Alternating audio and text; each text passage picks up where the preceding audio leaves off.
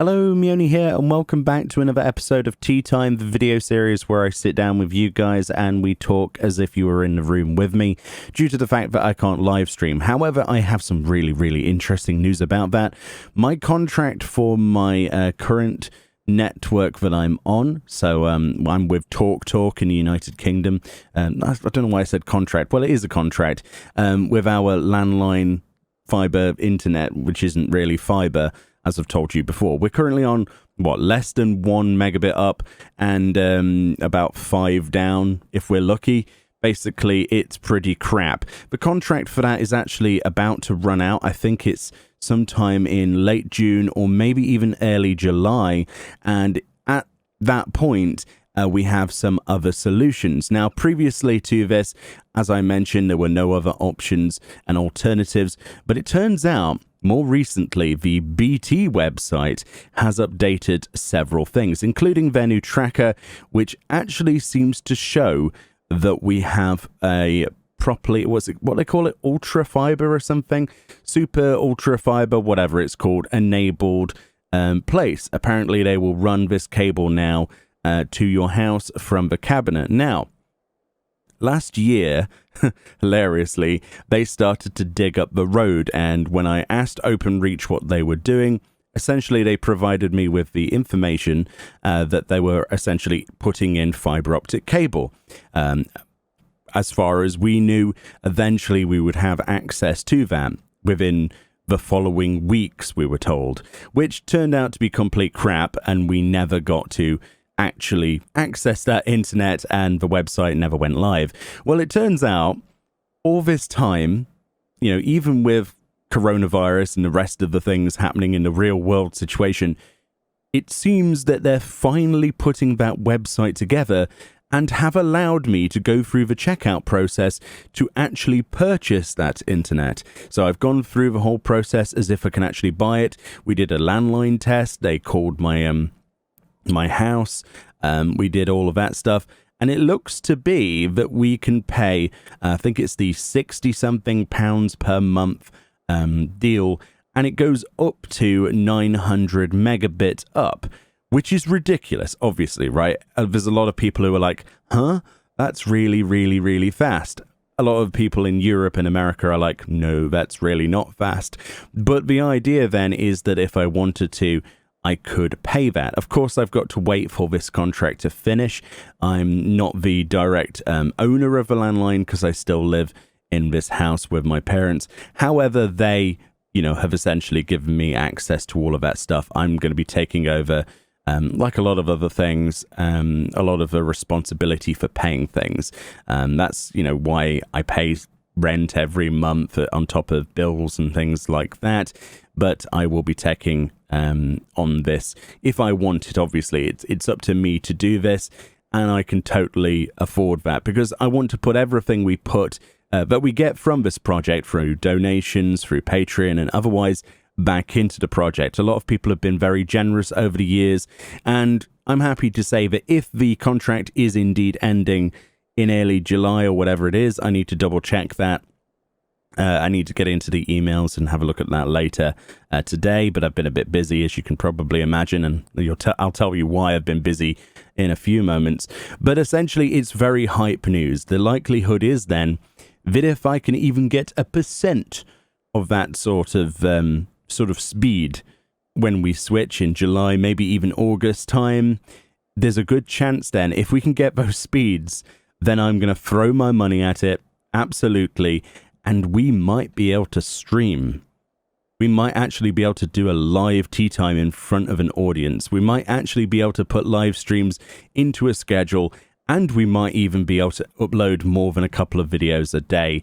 And that would be pretty epic. Again, I'm saving up for my computer, so all of my donations, Patreon money and everything goes literally towards the new computer. That should be available in August. So far, what it's looking like is potentially, definitely I'm getting a computer that can render faster than this. This takes like 2 hours to render a 20-minute video, so you know how long tea time is going to take me, particularly this video today.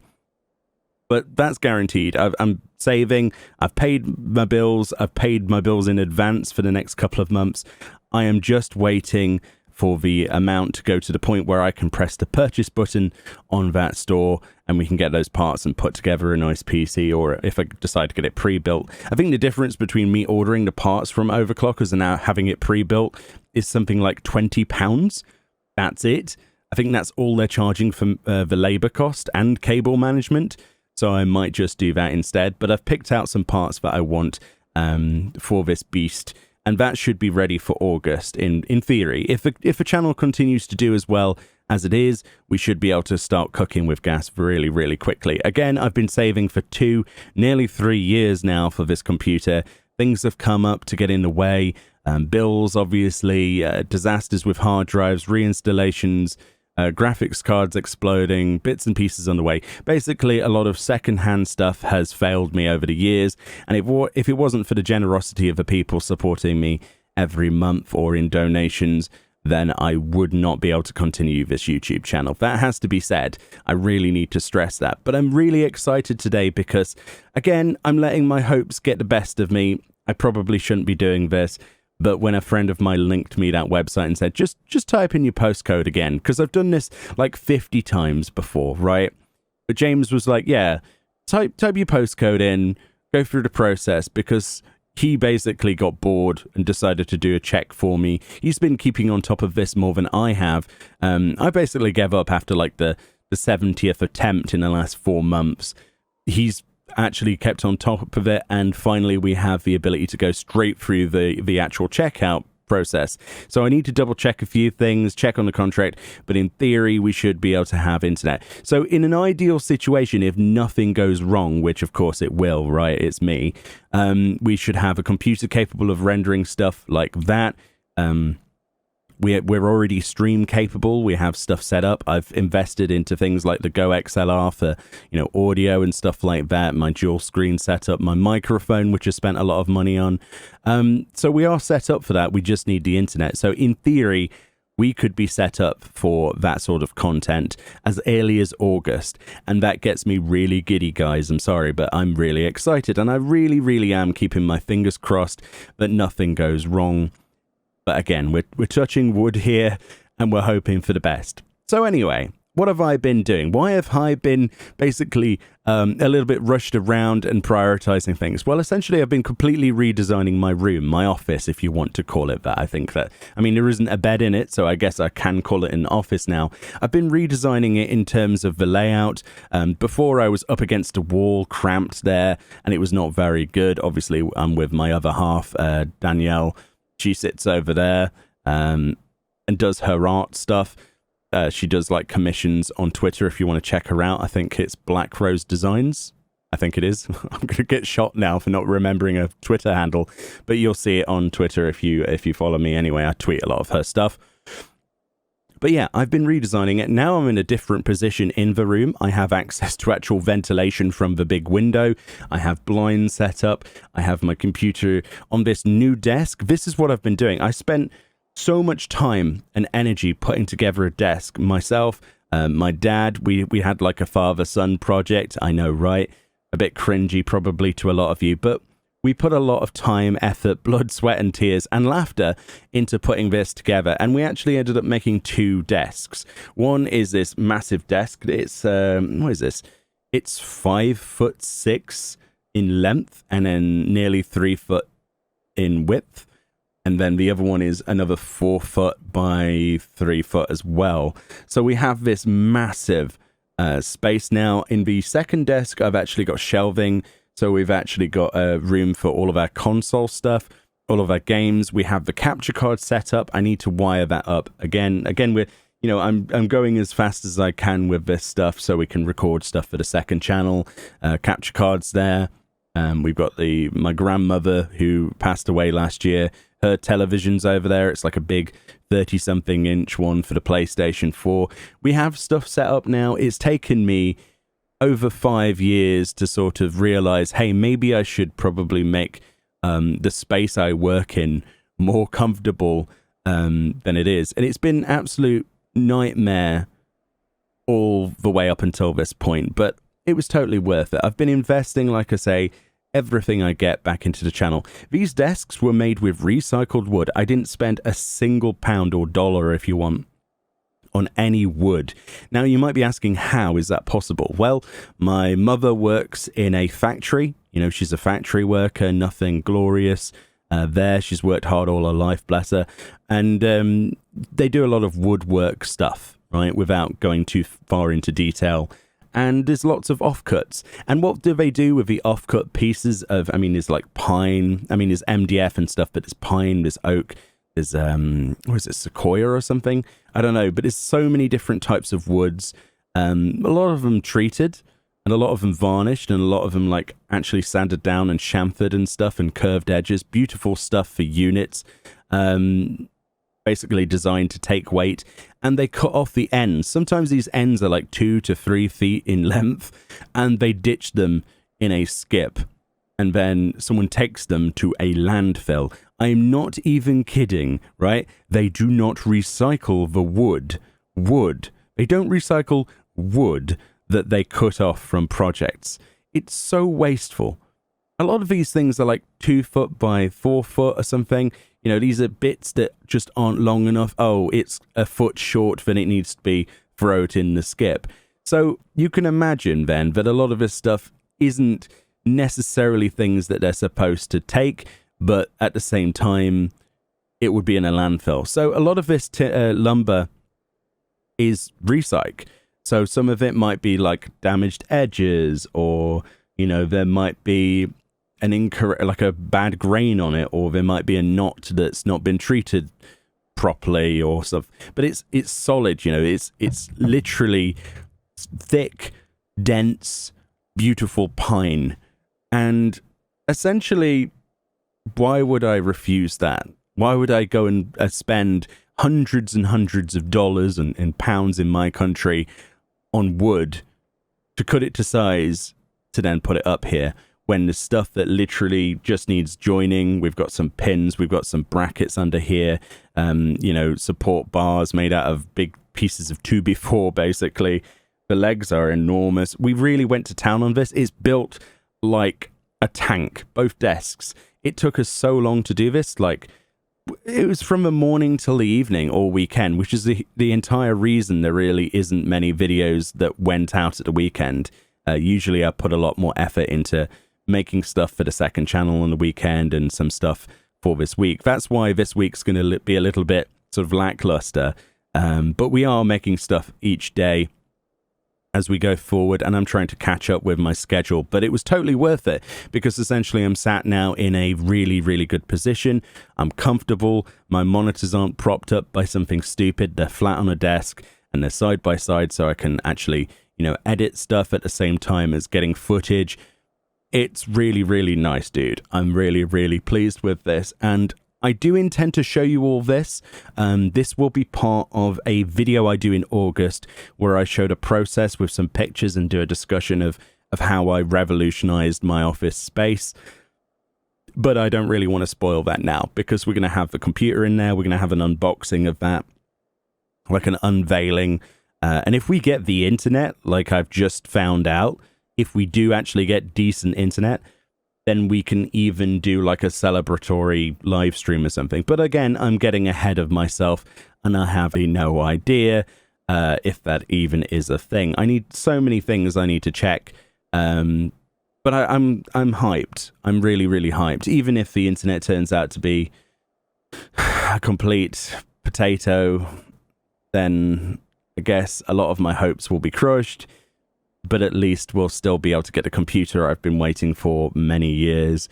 Finally, I really hope nothing comes up to mess that up. But basically, a lot of YouTubers, a lot of people are like, oh, I'm going to invest in something. I'm going to keep this in the bank and not do anything with it. Literally, I've been putting stuff together for giveaways. As you've seen, the giveaway for the 60k, that comes to an end soon. We have Discord giveaways with people. It's a public Discord. You can come on if you're a viewer. The link to that should still be in the description. I welcome everyone.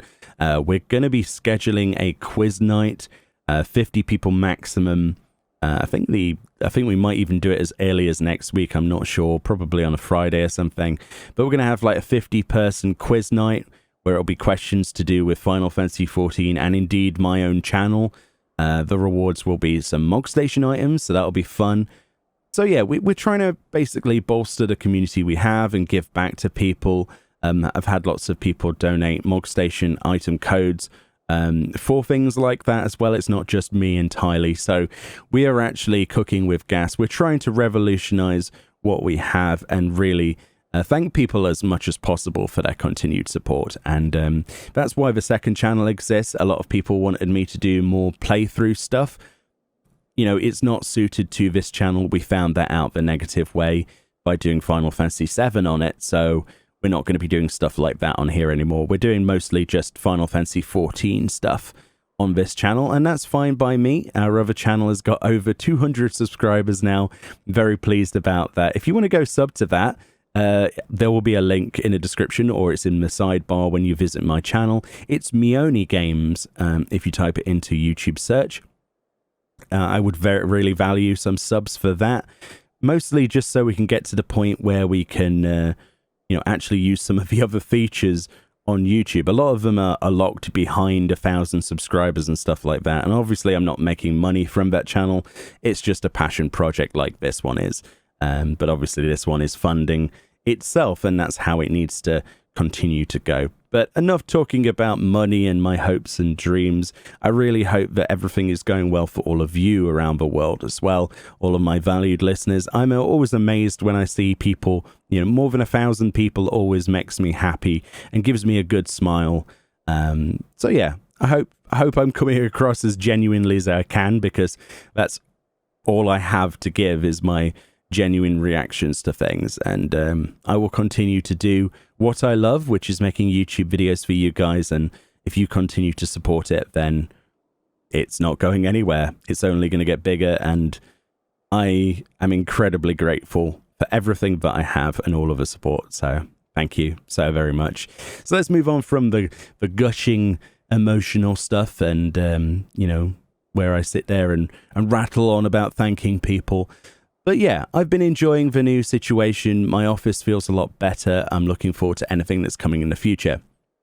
So what have I been doing in the actual game? In 14, I've been trying to learn how to actually play half of the level 80 combat roles that I got to 80 recently. So I made it one of my goals before the next patch to have everything up to 80. I managed to do that, and then the patch was delayed, so I've got even more time.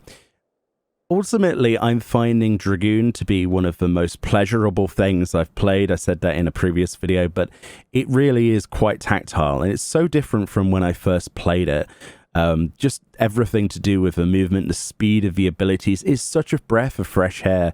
For somebody who plays White Mage and healers a lot and support roles such as tanks, having a melee to switch to that isn't just a samurai is a lot of fun. I really enjoy samurai. I feel that it needs a big buff. It's not quite to the power level that I personally would want it, but it's very easy, right, for me personally to pick up. Maybe not to master. I'm not gonna deface anyone's thing or take any thunder away from anyone. I'm not saying it's easy to master at all or get any decent DPS. I'm saying it's easy to pick up and go, oh right, this does that, this does that.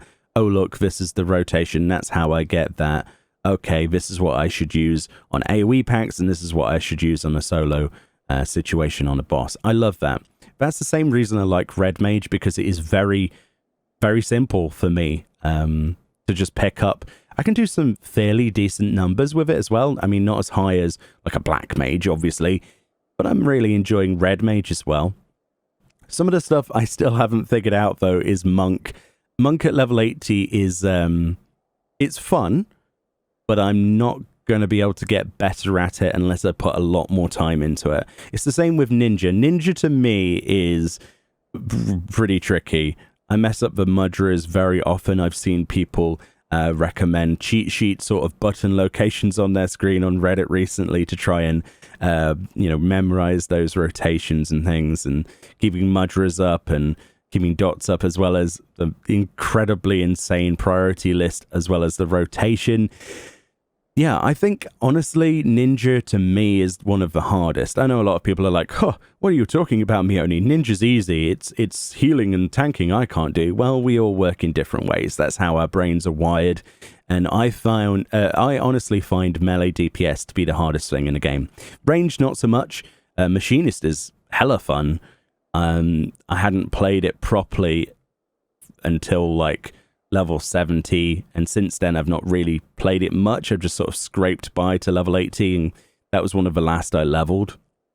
I think it was Machinist and Ninja that were my last to get to level 80, and it was a significant reason for that. Machinist I thought was going to be more annoying than it was, but it turned out to be quite fun, surprisingly. But again, you see, this is what happens. If you play the game long enough, then you know what it's like in a previous expansion, and you put it off. And then even though, like, it doesn't matter how many sort of things you post on a patch note series that's supposed to excite you and go, hey, look, Machinist has been reformed. They've taken all this away, this, and now they've got this. It's like, my brain's just like, oh, that's nice. Meanwhile, I'm healing on my white mage and gearing up, and I'm like, yeah, maybe I'll try it in the future. And I never do. So it's really forced me into this sort of place, this whole delay situation with the human malware in the universe, has sort of pushed me to actually start learning, or trying to learn, some of the classes in their new 5.0 forms. I know it's quite a lot late into an expansion to start this sort of stuff, considering we'll have 6.0 news in the next few months. But, you know, this is how I work. Better late than never is what I always say. But then I'm going to be able to actually discuss things as they change going forward, which is something I've never done before. So having everything orange on combat rolls, all to 80, gives me a great sense of both pride that I've managed to do it, and also the satisfaction that, hey, look, we can actually have some kind of brain cell activated and go, yeah, that has changed for the worst or whatever, as opposed to me just doing basically /nod like the Warrior of Light usually would when somebody tries to talk to me about Ninja. And I'm like, yeah, what's that ability? My brain's like, what's he on about? And I'm just like, yeah, sounds good. Oh yeah, they've been nerfed. Yeah. You know, I'd like to actually completely understand this stuff. And you can't blame me, because a lot of people do the same thing, right? We all pretend at some point that we know all of the jobs in the game, or at least some of us pretend. I'm sure there are some people who sit there and just, that's all they care about, just getting everything to some semblance of understanding. And that's fine, but I don't have the time in the day or night to basically keep practicing on every single job, especially as they add new jobs into the future. Dancer is like one of my favorite things. I love the ability to just move around as freely as you can. It's support for the most part, so people aren't necessarily ragging on you for your DPS. But if you use ACT, not that I would recommend or endorse that in this video, but if you do use ACT, you can actually see your RDPS anyway and what you're effectively giving people. So it's nice to know that, you know, you are actually providing DPS, just not as directly as other roles. And I think it's a really quite fun class. I don't think there's anything quite as enjoyable as just spinning around with chakrams, you know, with some really fancy looking glamour and all of the Thavnerian stuff equipped. It's a lot of fun. The quest lines as well for these have been incredible. Like the Dancer quest line was probably one of the best quest lines in Shadowbringers, in my opinion, apart from obviously some of the Beast Tribe stuff, which is always, you know, usually my lean towards best storyline. I would say the Dancer stuff really got me going. It kind of helped explain some stuff as well for the Stormblood expansion. I'm not going to spoil anything, but there's a lot of references and actual scenes to do with moments that happened in Stormblood and sort of like the aftermath storyline that's locked behind Dancer. So if you've never touched Dancer, those sort of quest lines are only in the first few levels. So I would definitely recommend touching Dancer, as well as Gunbreaker as well. Those quest lines heavily, you know, influence storyline moments, let's say, and give some backstory. And I think they're really important. to get a better understanding of certain parts of the MSQ. So that's my recommendation for you today. If you've not tried those out, they start at high level anyway, so you've got nothing to lose. Just try them out. Even if you hate them, just do a bit of a storyline and then you'll see what I mean. You will not regret it. So yeah, that's what I've been mostly doing. Apart from that, we've been doing old Savage raids as part of my static and FC. I've been trying to get people the guaranteed mounts because we got kind of bored with doing Hades and Ruby Weapon back to back. It's not a hard fight.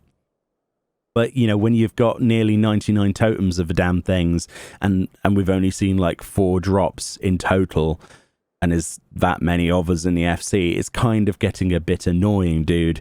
So we needed to mix it up. So I was like, well, how hard is it to go back to the Stormblood Savages and do those? All we'd have to do is essentially Neo X-Death, Kefka, and obviously Adam and Eve, or whatever you want to call them. That's what I call the Omega bosses. And surprisingly, they're a lot easier than I expected. So we went in there with 8 people, level 80, unsynced, 2 tanks, 2 healers, and the rest DPS. And there's really only, like on Neo X-Death at least, the first phase is complete garbage. You can skip pretty much everything. Just keep everybody healed, otherwise they get petrified for a few seconds. Then you get to transition into Neo X-Death itself, which I won't spoil if you've never seen it, which is fantastic to finally see in the game. I've never seen that before. We didn't progress that tier, basically, so I've never seen it. But to see it finally is amazing. It gave me goosebumps. I love it. Even though I saw people on stream see it for the first time, it was very different playing the game and seeing it yourself, I can assure you. But that fight was absolute bliss. It was really easy to pull off. There was only a few mechanics basically standing in or out depending on where the beams were. There's 2 different colors, so you stand in the opposite color of your buff. Apart from that, the only real challenge was moving from stuff, and then he just melted. So we actually got everybody the Alta Roite mount, which is the big snake dude, the big noodle, and the big serpent. If you've ever seen people on that, that's where you get it from. You get that from Deltascape 4 Savage, and it's really easy. I would highly recommend people to go and make their own party finder groups, as long as you understand those 2 mechanics, the idea of not standing in the lasers, depending on where they are. If the lasers look like they're going down the middle of a room, you stand on the outsides of the room and vice versa. And then there's also a debuff as well that you have to make sure you stand in the opposite side of. There's 2 beams and they have a buff identified by a crystally thing and a circly thing. I can't remember exactly what they are. You stand in the opposite to your buff. Apart from that, just keep the heals high, keep the DPS high, and you absolutely punish that boss. And you really don't see anything that could kill you. I mean, we are close to 500 item level with our static per person. But yeah, I would still say that this would be possible in 480 gear easily. You might see a few extra mechanics than we did, but it's nothing to write home about. It's very negligible. And a lot of the mechanics you can stand in and still heal through that would usually kill you. So I really enjoyed that. And we got quite a few people the Alta Roite snake mount. I'm going to continue to do that for people going forward. I think that's a really healthy thing to do. Give as many people as possible in the FC first and in a greater community on Chaos. So I'm trying to give back to the community in that way. I find that quite rewarding for me personally, because a lot of people are the people I asked were I've never done Savage and I never want to. I hate it. I can't stand the stress and commitment. And I'm like, don't worry, you can even be dead if you want to, and we'll guarantee you that mount. And the fact that the mount is 100% guaranteed on a drop, even if it takes you 5 pulls before you eventually kill it, you're guaranteed to give that mount to someone. And there's a lot of happy faces and smiles all round. And it's very wholesome, dude. It really is. So we're going to try and get that for as many people as possible. We also, before the raid night ended, so we got all of these people. I think it was 11 or 12 people the mount before we then switched to Kefka, so God Kefka. And we actually cleared that a couple of times as well. Oh, no, we cleared that once, sorry, before the raid came to end, because we finished raid at 10 p.m. BST, regardless of what we're doing, because of people working the next day. But we managed to get one person that mount as well. And Kefka is a little bit more taxing in places, but for the most part, a lot of those mechanics can be skipped. There's just a couple of mechanics here and there that you have to pay attention to. But again, you know, it's doable. We did it once, we can do it again, and that's what we're going to continue to do next weekend as well. But eventually, I want to go through all of these Old Savages and get all of the mounts for people. Try and learn these fights first with a majority of a static, and then sort of bring in more people as we go on, and try and get as many of these mounts as possible. Because people get really, really happy, and it cheers them up in these crap situations in real life, right?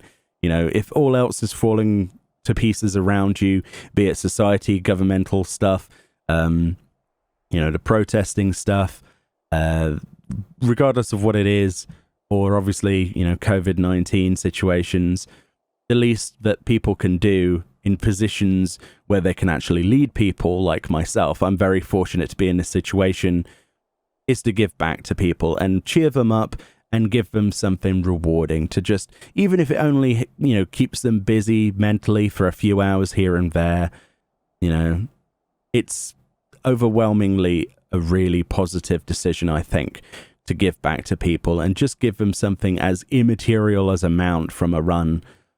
You'd be surprised how far that goes in terms of just, you know, people's happiness. So we're going to continue to do that. It's a really beautiful idea, in my opinion. And, you know, guaranteed drops are always fun, apart from Hades. Screw Hades. When will he ever drop the dragon for me? I don't know. We're going to give it a few weeks before we go back to him, I think. I'm really, really tired of him. But yeah, that's what we're doing basically in the game, myself, my static, my FC. The FC is constantly recruiting. We have open door policy, so if anybody wants to join that, maybe you want to make an alt and level that up, we have FC buffs for that. There's plenty of people that help out. If they're 3, you know, we have groups going for everything. We've been doing PvP groups. There's a group of us that are doing, like, trying to get the PvP mounts, whilst PvP is still, you know, instant queue relatively. Yeah, it's a good time to play the game, even though it's a lull in content for the most part. It actually has ended up bringing people together in a time of need, and I think we're doing a really good job as a community. And all of the Whiskers should be very proud of themselves. All 777 of them, even though we have more than 1,000 of them on Discord now. But, you know, you're all more than welcome to join in. We have, you know, voice chats. We have a quiz night that we're scheduling. We're trying to make this the best damn community that gives back as we possibly can. So have no fear. Meoni's here. That's really cringy. But, you know, you're always welcome, like I say. So generally, we are waiting for 5.3. We haven't got a date confirmed for the live letter. The only thing that was mentioned recently was that the live letter in part 2 for 5.3's preview will be sometime early July. So we've got up until then, before then, which isn't that far away, I suppose, but it kind of is. You know, we're only 6 days, 16 days. I don't know why I said 6. 16 days into June. So we've got a way to go, I'm afraid, until we see any news on that. And again, there's no date confirmed for 5.3 itself. Sometime late July or mid-July at this point. I'm hoping towards an earlier time for that, so we can actually put some content out. As soon as that stuff comes out, there'll be like 4 videos a day on stuff constantly like I used to do. But we're making do with what we have, and we're doing more stuff with the community, so hopefully you can get involved with that, like I say. So yeah, the other things I think you could get involved with during this content lull, maybe do some more stuff with your FC, try and arrange similar things to keep people engaged and busy, maybe play some other games, you know. You know, if you ask around in your FC and you have a Discord server, a lot of them will probably be up for playing other MMOs, you know, free-to-play stuff like Guild Wars 2, I've seen people play in my community. There's obviously Phantasy Star Online 2, which is free to play, which is really quite fun to kill some time in. Bits and pieces, multiplayer games, that sort of stuff is very healthy to step away from the game now and again. And I don't blame anybody for doing that.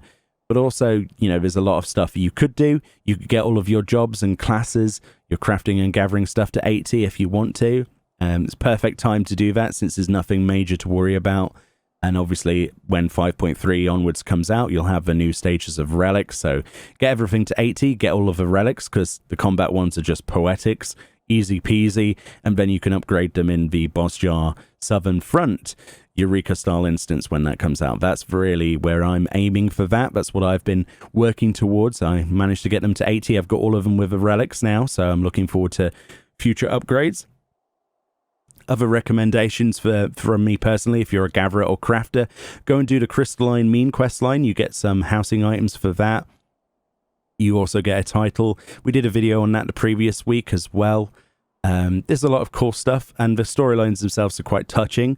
Although me personally, I've not finished them, but I hear that they're quite touching and well worth it.